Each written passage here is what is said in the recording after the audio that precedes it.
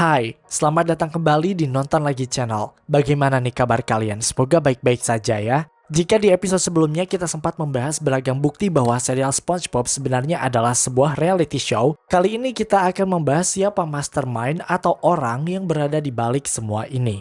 Karakter ini pasti memiliki hubungan atau bisa kita sebut koneksi dengan manusia di darat hingga pada akhirnya bisa memastikan apa yang terjadi di Bikini Bottom sesuai dengan naskah dan skenario yang ditulis. Kira-kira siapa ya? Kalian bisa nebak? Bersiaplah.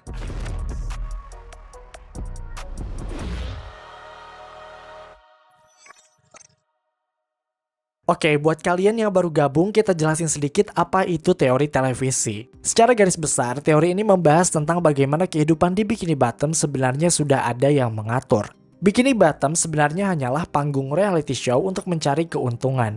Apa yang terjadi di Bikini Bottom sebenarnya tidak jauh beda dengan rentetan kejadian settingan seperti dalam acara Kardashian's Family atau kalau di kita ya kayak Termek-mek atau Rumah Uya. Untuk penjelasan lengkapnya, kalian bisa cek sendiri video part satunya. Nah, kemarin kita sempat membandingkan serial SpongeBob ini dengan film The Truman Show. Dalam film tersebut, Truman sebagai karakter utama tidak menyadari bahwa selama ini kehidupannya hanyalah settingan dan menjadi sajian hiburan bagi masyarakat. Nah, apakah penduduk Bikini Bottom juga tidak menyadari bahwa selama ini mereka direkam? Dengan bukti yang telah dipaparkan dalam part 1, kita meyakini bahwa SpongeBob, Patrick, dan sebagian besar penduduk Bikini Bottom lainnya tidak menyadari bahwa selama ini mereka direkam. Namun, sebagian besar artinya tidak semua, yang mana artinya lagi adalah bahwa ada beberapa pihak yang sebenarnya mengetahui semua pengaturan alias settingan ini dan kita mungkin pernah melihatnya. Dalam season 7 episode Model Sponge, kita pernah melihat orang tersebut. Dalam episode ini, SpongeBob salah paham dan mengira Mr. Krabs akan memecatnya. SpongeBob kemudian diberi saran oleh Patrick untuk mencari pekerjaan baru dan kebetulan ada iklan lowongan pekerjaan jadi aktor di salah satu stasiun televisi. Ternyata ia malah menjadi Sponge pencuci kamar mandi. Dalam episode ini kalian pasti tidak asing dengan ikan satu ini. Ya, dia adalah sutradara yang mengatur bagaimana iklan tersebut harus terlihat.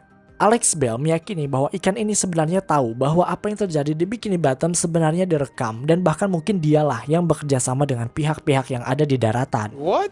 Di sini kita juga pernah melihat tangan manusia yang ternyata bernama Hans. Hans juga nurut sama si sutradara ini. Yang menarik adalah sutradara ikan tua ini sepertinya bukan ikan asli Bikini Bottom. Sebelum episode Model Sponge ini, kita pernah melihatnya di kota lain yaitu New Kelp City dalam episode Whatever Happened to SpongeBob. Dalam episode ini, dia nampak menjadi salah satu warga yang menyambut SpongeBob ketika menjadi wali kota di New Kelp City. Coba kalian perhatikan. So, he is not the citizen of Bikini Bottom. Dia aslinya bukan warga Bikini Bottom, dia adalah warga kota lain. Ini sebenarnya menunjukkan bahwa mastermind atau orang di balik semua ini benar-benar tidak menginginkan warga Bikini Bottom tahu bahwa mereka sedang direkam. Untuk sutradara di iklan ini saja memperkerjakan ikan dari kota lain. Mastermind di balik semua ini ingin semuanya tertutup rapi. Oke, karakter ikan lain yang patut dicurigai bahwa ia juga mengetahui tentang semua ini adalah dokter satu ini. Kita tidak pernah tahu dokter satu ini spesialis apa karena semua penyakit bisa dia tangani. Dalam episode Suds, dia kenal baik dengan Hans, bahkan menjadi partner untuk penyembuhan penyakit. Yang mencurigakan adalah dokter ini sepertinya memiliki banyak identitas. Salah satu yang paling terkenal adalah sebenarnya dokter ini bernama Dr. Gil Gilliam yang pernah kita temui dalam episode Once Bitten saat ia menjadi dokter untuk siput gila. Oke, di sini kita bisa lihat bahwa warna kulit mereka memang berbeda, tapi tunggu sampai kalian mendengar suara mereka berdua yang benar-benar sama. That mad snail disease you're talking about? Oh yes, Dr. Patrick. It doesn't exist. We have a special treatment for you. Adapun untuk kulit mereka yang berbeda dipercaya karena dokter ini sebenarnya sedang menyamar. Warna kulit aslinya itu adalah coklat, cuma dia pakai kostum warna ungu untuk menutupi semua bagian tubuhnya. Jika kalian ingat dengan teori kulit, pasti sudah tidak asing ya bahwa warga Bikini Bottom memang dipercaya suka memakai kulit ikan lainnya. Nah, si dokter ini juga demikian. Ini terbukti masih dalam episode Suds, di mana sepertinya dia melupakan sesuatu yang sangat penting. Dia lupa menutup semua bagian tubuhnya, alias lihat ini, kepalanya ungu tapi tangannya coklat. So, dia literally sedang menyamar. Bahkan kita pernah melihatnya menjadi seorang pelaut. Dari sini kita sudah meyakini bahwa orang-orang yang mengetahui tentang kehidupan di Bikini Bottom itu sebenarnya direkam bukanlah orang sembarangan. Mereka bukan orang sembarangan. Yang satu dari luar kota, yang satu tukang menyamar dan gak jelas sebenarnya pekerjaan dia itu apa. Ini semua dilakukan untuk menjaga kerahasiaan reality show ini. Bisa dibilang mereka berdua adalah mata-mata yang berusaha untuk menjaga warga Bikini Bottom supaya tetap tidak tahu bahwa mereka berada dalam reality show. Warga Bikini Bottom dibiarkan tidak tahu dan seolah-olah menjalani kehidupan seperti pada umumnya. Nah, selain dari sutradara New Kelp City dan Dr. Ungu tadi, Alex Bell curiga pada satu karakter lain yang dipercaya sebagai mata-mata dan dia juga mengetahui semua ini. Karakter ini bukan sembarang karakter karena dia termasuk ke dalam salah satu jajaran karakter utama dalam serial SpongeBob. Karakter yang sudah tidak asing bagi kita. Karakter yang sudah mengetahui hal ini sejak awal. Kira-kira siapa ya? Patrick? Squidward? Plankton atau Mr. Krabs? Yap, tebakan kalian benar. Dia adalah Sandy Cheeks. What? Sandy Cheeks adalah seekor tupai yang berasal dari Texas dan memilih untuk tinggal di Bikini Bottom dalam sebuah rumah kaca yang tahan air dan tahan tekanan. Kemanapun dia pergi, dia selalu menggunakan baju astronot dan helmnya. Dalam episode Chimps Ahoy, Sandy dikunjungi oleh 3 monyet dari daratan untuk pengecekan barang penemuannya. Di episode ini kita juga mengetahui bahwa alasan mengapa Sandy memilih untuk tinggal di Bikini Bottom adalah untuk mengembangkan penemuannya itu.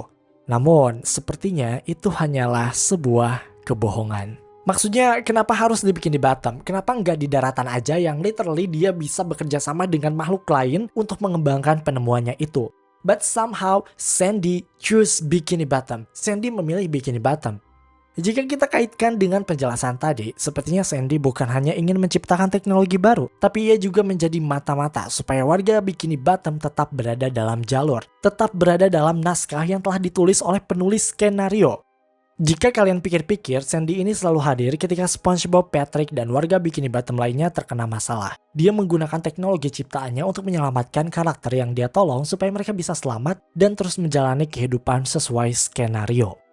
Selain menambah hiburan, kehadiran Sandy juga nampaknya menjadi karakter hero atau pahlawan. Namun, jika memang dia sebenarnya adalah mata-mata untuk tim reality show ini, maka mungkin kita bisa menyimpulkan bahwa selama ini, pertemanannya dengan SpongeBob, Patrick, dan lainnya dibangun di atas pondasi kebohongan.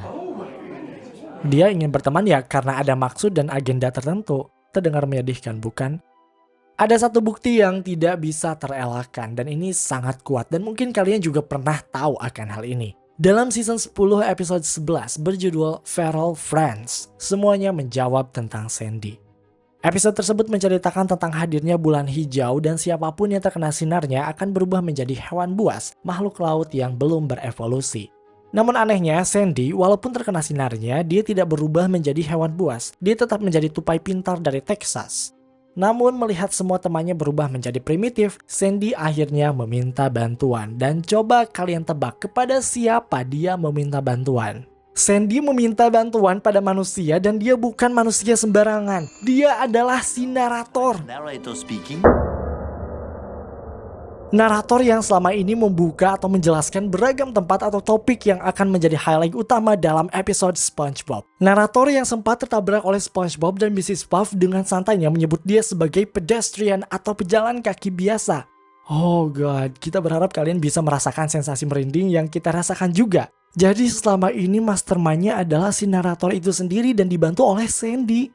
Di part 1 teori ini kita bilang bahwa ada yang suspicious atau mencurigakan nih dari si narator SpongeBob ini. Dan ternyata memang dia adalah orang yang berusaha membuat SpongeBob dan warga Bikini Bottom lainnya tetap berada dalam jalur, tetap sesuai dengan naskahnya.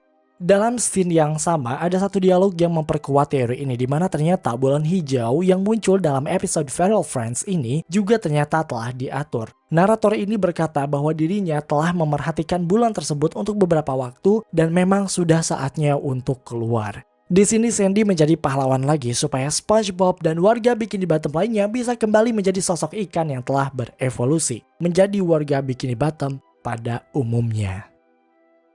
Well, walaupun terdengar solid, namun teori ini memiliki satu plot hole atau kekurangan yang mungkin belum terjelaskan. Yaitu, Jika memang semua yang ada di Bikini Bottom adalah reality show yang direkam oleh para penyelam atau scuba divers, bagaimana mereka bisa merekam beragam kejadian yang ada dalam ruangan seperti dalam restoran The Krusty Krab atau rumah SpongeBob atau bahkan rumah Sandy? Jika para scuba divers itu masuk ke dalam rumahnya kan kayak gak mungkin gitu kan. Kalaupun iya ya pasti akhirnya warga Bikini Bottom yang ada di dalam ruangan itu bakal langsung notice, mereka bakal langsung tahu, bahkan takut bahwa selama ini mereka direkam. Oke lah, kalau di luar ruangan kan bisa dipakein kamera CCTV di berbagai ruas jalan dan ya masih banyak cara lain lah karena kan itu emang di luar ruangan. Tapi ini loh, kalau di dalam ruangan bagaimana mereka melakukannya? Pada awalnya Alex Bell juga kebingungan karena dia tidak pernah melihat sama sekali karakter yang memasang kamera atau ia menemukan benda mencurigakan di rumah karakter-karakter Bikini Bottom. So, bagaimana caranya? Ternyata jawaban dari plot hole ini ada dalam season 6 berjudul Truth or Square.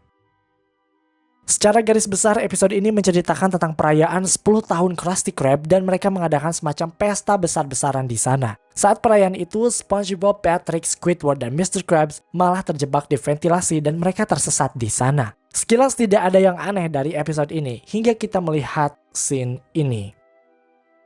Dalam scene ini, SpongeBob dan lainnya menemukan sebuah ruangan rahasia yang memonitor semua kegiatan yang dilakukan oleh penduduk Bikini Bottom. Dan itu terjadi di dalam ruangan. Semuanya ada di sana. Semua karakter ada di sana.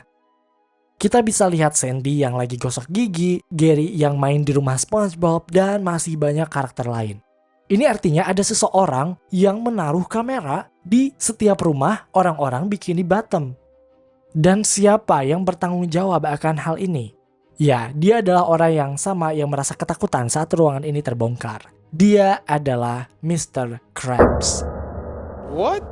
Lihat di sini, Mr. Krabs ketakutan dan berpaling dari SpongeBob, Squidward, dan lainnya saat dimintai pertanggungjawaban atas apa yang dilihat oleh mereka. Jadi ternyata selama ini Mr. Krabs juga menjalin kerjasama dengan para creators untuk membuat penduduk Bikini Bottom tetap berada dalam jalur alias sesuai dengan skenario yang telah dibuat. Untuk apa Mr. Krabs melakukan semua ini? Ya tentu saja demi uang. Menjadi bagian dari tim produksi sebesar reality SpongeBob SquarePants pasti menghasilkan banyak cuan. Dan Mr. Krabs bisa melakukan cara apapun supaya dia bisa tergabung di dalamnya. Termasuk merekam atau menaruh kamera CCTV di setiap sudut ruangan warga Bikini Bottom.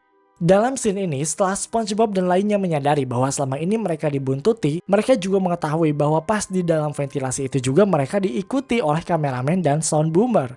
Dan saat mereka ketahuan, kameramen dan sound boomer itu juga langsung kabur. Dan ini ngingetin kita pada scene yang gorila itu. Yap, mereka berdua sama-sama takut, langsung insecure. Mereka takut warga Bikini Bottom tahu bahwa selama ini mereka sedang diawasi dan berada dalam sebuah reality show. That's it. Semuanya telah terjawab.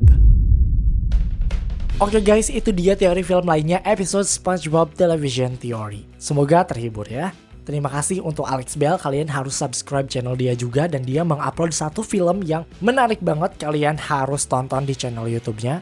Terima kasih juga kepada kalian yang telah menonton video ini hingga akhir. Luangkan waktu untuk like, share, dan komen jika kalian suka video ini. Tekan tombol subscribe dan aktifkan notifikasi loncengnya supaya kalian tidak pernah ketinggalan video-video terbaru dari kami dan sebagai bentuk dukungan kalian terhadap berkembangnya channel ini.